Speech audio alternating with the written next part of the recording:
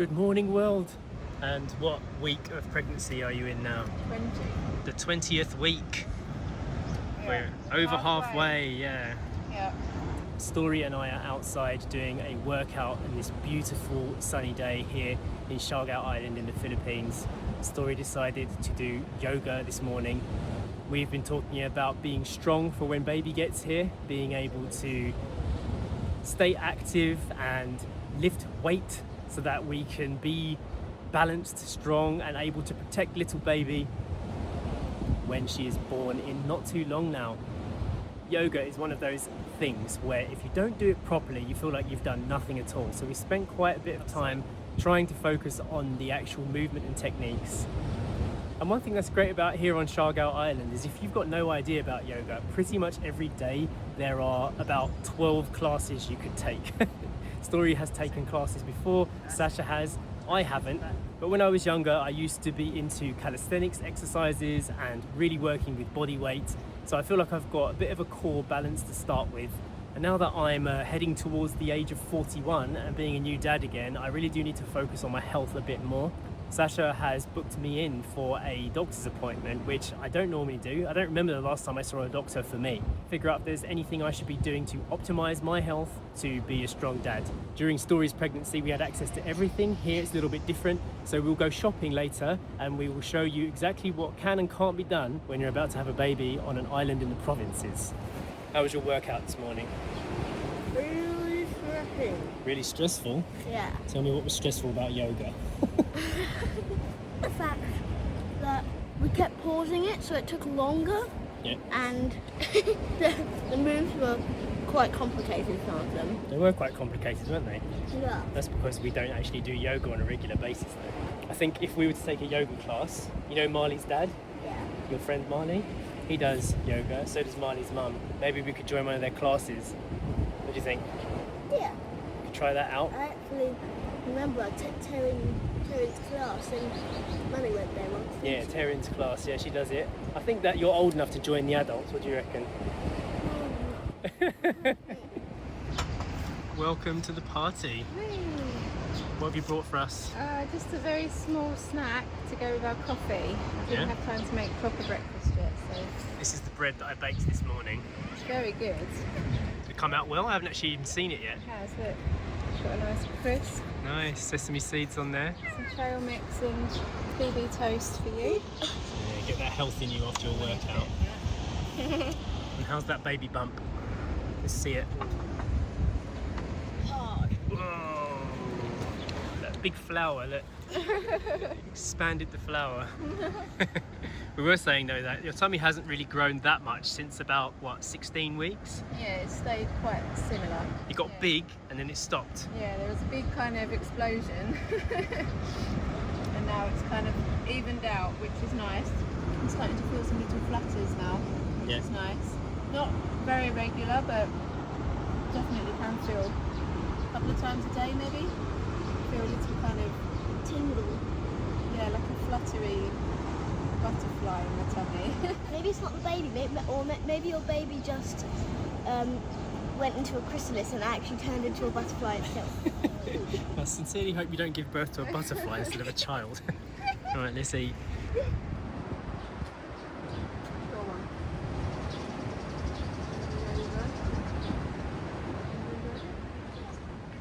Yeah. We've come into town for Sacha's 20-week appointment with the doctor.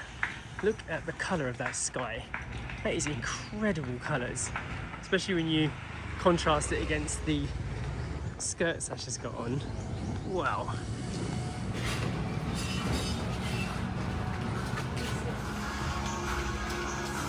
Coming to Dr. Boyd today. Are you ready for your appointment?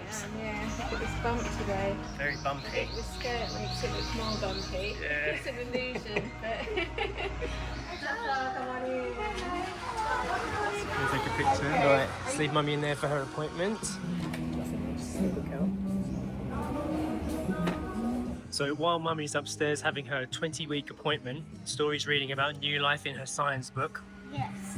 I want to ask you, what's your most interesting fact from this page? Well, I chose one called Growing Strong. At the halfway stage, the fetus looks like a curled up baby, only smaller and less defined. It's only about the size of an adult's hand, so still has some way to grow, but it begins to move around and may even kick its developing legs inside the mother's womb.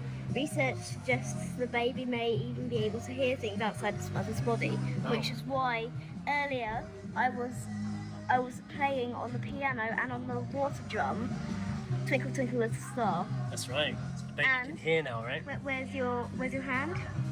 So at this stage, the baby would be the size of your hand. Yeah, so baby's pretty big already, right? Yes. But Story is doing a little bit of homeschooling down here by the cafe while we wait for Mummy's appointment.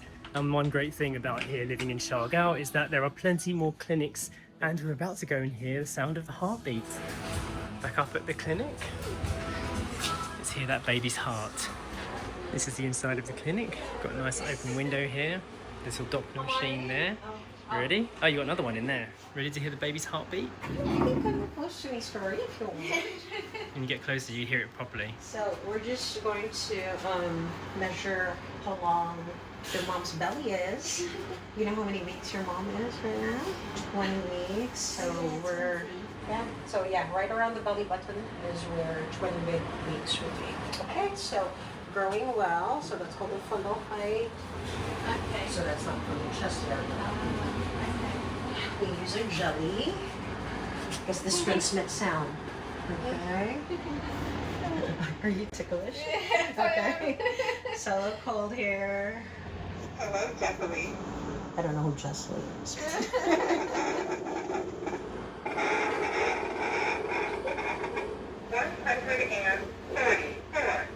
So that's a normal baby heart rate, like in the 140s.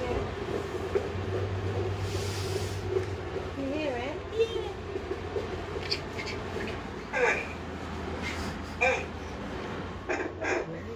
So good heart rate. 130 above is great. Right, we're now finished at the doctor and we've just parked right by the sea. Looks like I'm being washed away. Beautiful. We're going to go out for a meal in one of the newest restaurants in town. It's actually their soft opening today. This is the Boulevard overlooking the sea, and Natrabu, one of our favourite restaurants, has opened a new branch. Alright, let's get some vegan food. What are you going to get, Story? I'm gonna get the creamy vegan pesto pasta. It was really nice to hear the baby's heartbeat in the clinic today with Christabeth, Dr. Boyd. So you can actually find Dr. Boyd on Instagram, or you can see her on Google Maps. She's really good. I like the fact that she gives you diagnoses not just based on like medical stuff. She's also got a little bit of a holistic approach as well, and she has a lot of values that align with us, even though she's got like actual medical knowledge from the US as well. So she studied in America, and that's something that we didn't have here a few years back, like that kind of medical access. I also had an appointment with her about some of my skin because I have a bit of an allergy on my hands right now. And now we are just enjoying this sunset here, about to get some vegan food. As you know, we are a vegan family, and living here in Siargao, we're nicely catered for because pretty much every restaurant has some kind of plant-based option, especially in the General Luna area. This doesn't apply to the whole of the Philippines, so being pregnant in a place like this on a vegan diet is not that hard to manage. Look at this overview right now. The sun is setting. We've ordered some goodies over there. I'll show you the food when it arrives. I did mention this morning that we were going to do some shopping as well when we leave, and we're going to show you the kind of things we have access to when we go to the shops. We need to buy some stuff that we can only get down here at the south of the island. That was a good meal, wasn't it? Oh, so good, but I feel so full up now. Yeah, you added to the pregnancy. I need to move a bit. Yeah. Oh. Well, that supermoon. Yeah, Story's been talking about this supermoon for about 5 minutes. You're really fascinated by it, aren't you? Yeah. So big. Yeah, it's beautiful. It's been a while since we've been out in General Luna in the evening, isn't it? Yeah, this is really good that they've done all this on the boulevard. Yeah. It was nothing before, wasn't it? Exactly. And now they've opened up all this. There's loads of places to get food. and with a beautiful sea view. You've got a bit of breeze coming from the ocean. Lots of life out here, people walking their dogs and Yeah. coming to have a drink by the sea. Yeah, this is going to be successful, I think. Yeah, it's really good. And the last thing we need to do before we head home now is go to one of the newer shops and see if we can get frozen spinach for our smoothies.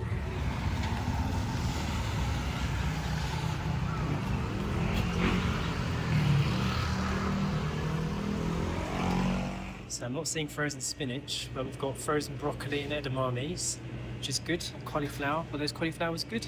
Yeah, they were. I think they were better than the broccoli. Should we get more of those then? So harder. The broccoli went a little bit sketchy. So compared to life in mainland Europe, we have to come to a store like this if we want to get anything specialized. Like if we want to get different kinds of canned beans, or if we want to get a tofu that's not just a firm variety, or if we want to get things like vegan kimchi. You can even get nice different blends of coffee here. I'm really enjoying the Vietnamese blend. Yeah, they've even got a grinding machine now, so you can buy the beans. I think they do it for you, and they put it back in the bag for you, seal it up, so you can get your beans. Yeah, well, I mean, we've got a grinder at home, haven't we? So we don't need that. Biryani masala powder, Thai curry pastes, and all kinds of seeds. Lots of different types of dal. Yeah, they've even got like really specialized salt here, like Himalayan salt fine. Up here, they've got like a special salt from England. This is really expensive though. I can feel it, so crunchy. It's really expensive though. I think that's about 1,490 pesos. That's like What? £30 for salt. I'd like salt. Yeah, iodized. And what do you love to buy here still? My favourite thing to buy here is a special type of olive, which is my favourite olive. What? Original Calamon olives. It's hidden in between the two, isn't They it? are the best. So I've already put one in your basket, that's why there's a gap. You can get premium dark chocolate here and loads of different types of base for like your baking. And they've got a massive bag of flour. Massive bag of flour, that's right. Tin tomatoes. They've got massive tomatoes. We always get this. It's a Japanese curry paste. Really love that. You can even get specialty mushrooms and vegan cheese. They have vegan cheddar and vegan mozzarella here. It's about, what, £8 for a packet? It's a small packet as well. But then how much would it be to buy a pizza?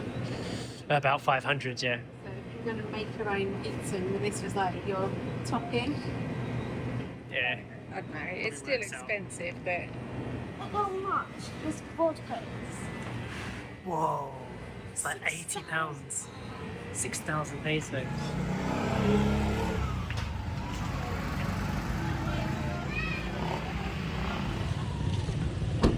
This is the result from our shop in Barna. We got these broccolis, 1 kilo, cauliflower, 1 kilo.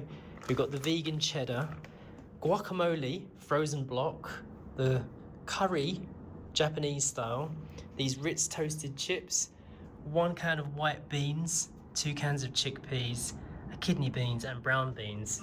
And just this here came to 3,600 pesos.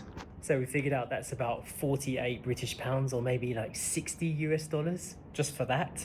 And when we watch our old vlogs back from Portugal, whenever we visited a health store or somewhere that was a little bit equivalent to where we just went and shopped, it would normally be about 28 or 29 euros or 30 pounds, 35 pounds. So about 10 pounds cheaper. Now I know that was 8 years ago, 7 years ago, and things have probably changed in Europe too, but it does hit the wallet when you do a shop like this and you see these kind of prices. And we didn't even really get the stuff that we wanted. I was really hoping for more frozen greens, but they were out of stock. However, we did get these golden flax seeds, which were only 100 pesos, which is about £1.10.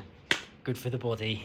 I will say though, when we go to the shops and we buy regular vegetables like root veg, pumpkins, coconut milk, that kind of stuff, the stuff that's used in regular Filipino meals, the price is much lower. I don't think I spend more than 1,000 or 1,500 pesos on a weekly shop when we buy those vegetables. So this is more of an imported stack, but the point of this was that if you wanted to get something that was a little bit more nutritionally dense, or things that are hard to get your hands on.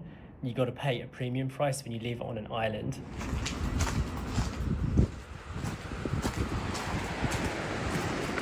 It's a beautiful night. That full moon is creating quite a lovely bit of lighting out here. I don't even need my torch. Look at the sea. Wonderful. And this really is what makes island life special. Hello gang. Hello moon. Moon's come to see the moon. You want to see Poppy's flashing light? And of course the new Brownie. Hello Brownie. You're the new adopted dog, aren't you? Ah, Shine, you're always barking. Let's get a closer look at that beautiful sea. Look at that. One thing that has definitely changed on this island is the access to medical care.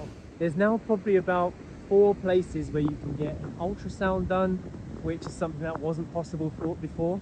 And our doctor, who you saw earlier today, is trying to bring the pap smear technology or the system to the island. So every time we get a new community member here, there's an upgrade in the services and how things work. So we can have all of this beauty, but we can also have some of the things that make life just that little bit more safe.